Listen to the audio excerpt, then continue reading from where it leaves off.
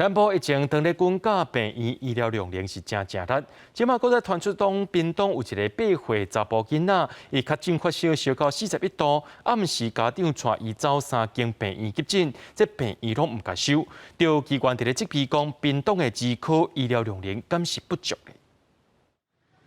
屏东确诊人数增加，病院急诊室外口医护人员真无闲。即马所传出，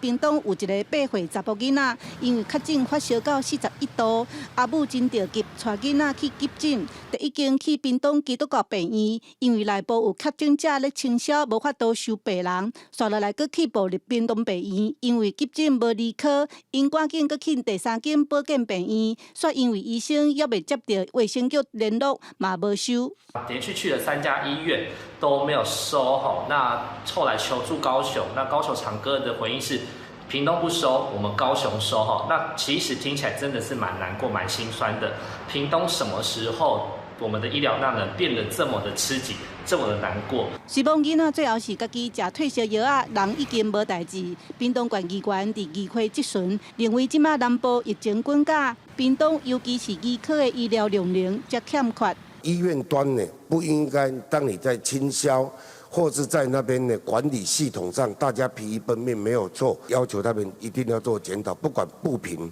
或是其他2家私立医院呢，我们都要求这未来不能再有这样类似的一个状况。韩文22家医院重申，